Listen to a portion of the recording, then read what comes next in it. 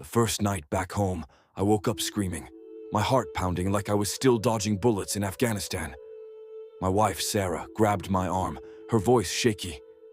"Marcus, you're home. You're safe." But I wasn't. Not really. The war followed me into my dreams, my days, my life. I'm Marcus Thompson, a U.S. Army veteran, and this is the story of how I clawed my way back from the edge, piecing together a life I thought I'd lost forever.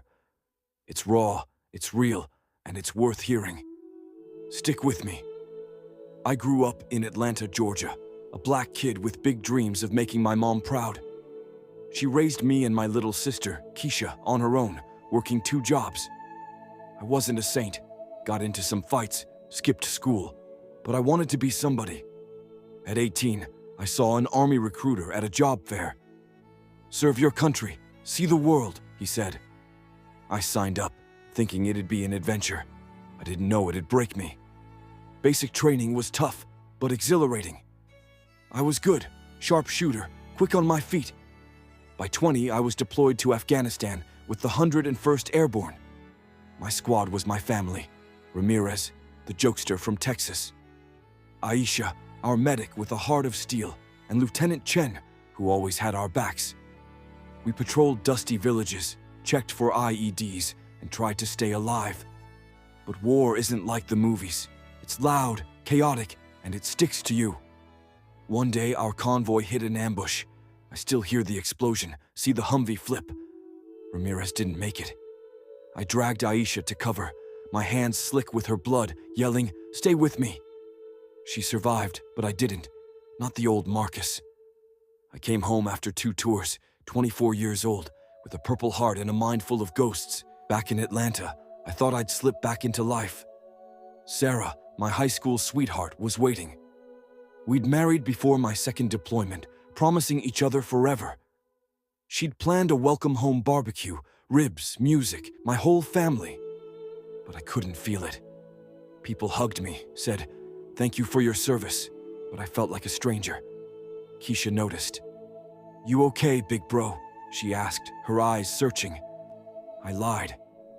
"Yeah, just tired." The truth, I was drowning.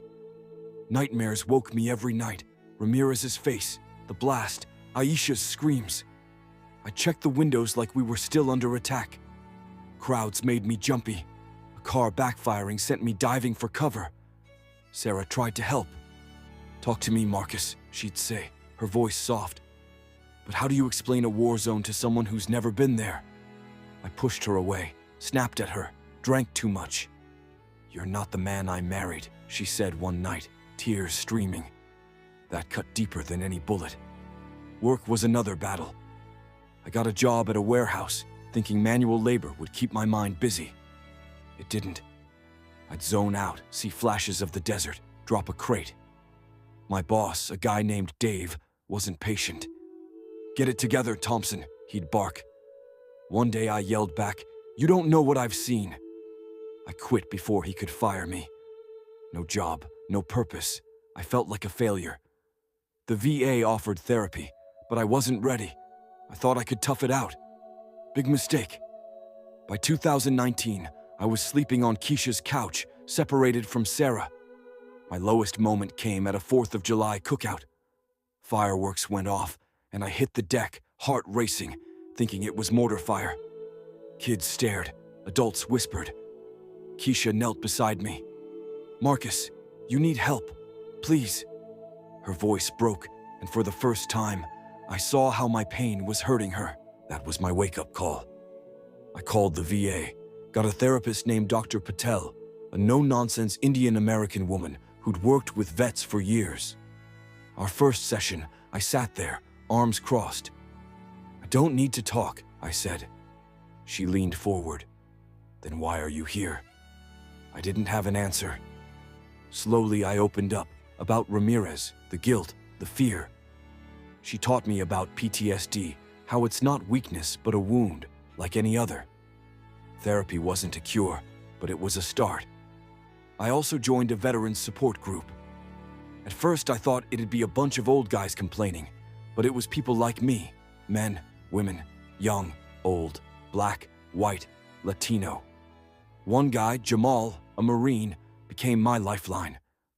Over coffee, he'd say, "Some days you just survive." That's enough. He got it. No judgment. We'd talk about the war, but also dumb stuff, like basketball or barbecue recipes. It reminded me I wasn't alone. Rebuilding my life took work. I started small, jogging to clear my head, fixing Keisha's leaky sink to feel useful. I apologized to Sarah, not expecting forgiveness, but needing to try. "I messed up, but I'm fighting," I told her. She didn't say much, just nodded. We started talking again, slow, like dating. One night, she cooked my favorite, jerk chicken, and we laughed like old times. "I miss this," she said. So did I. Finding purpose was harder. I wasn't cut out for an office, but I loved fixing things. A buddy from the group, Carlos, ran an auto shop and offered me a job. "You good with your hands?" he asked. I was. Wrenching on cars gave me focus, something to build instead of destroy. Customers didn't care about my scars, they cared about their breaks. It felt good. Last year I hit a milestone. Sarah and I moved back in together, not pretending it'd be perfect, but willing to try. I spoke at a VA event, sharing my story to help other vets. A kid, maybe 19, came up after. "I just got back," he said, voice low. "Does it get better?" I looked him in the eye.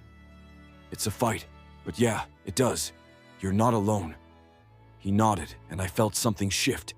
Maybe my pain could help someone else. I'm 30 now, still a work in progress. Nightmares come sometimes, but I've got tools, breathing exercises, therapy, Jamal's number. I volunteer at a community center, teaching kids about cars, showing them they can build something too. Sarah and I are planning a trip to Puerto Rico, just us, no ghosts. My mom says she's proud, and for the first time, I believe her. If you're watching this, a veteran, a family member, anyone struggling, you're not broken. You're human. The war, the pain, it doesn't define you. Keep fighting, one day at a time.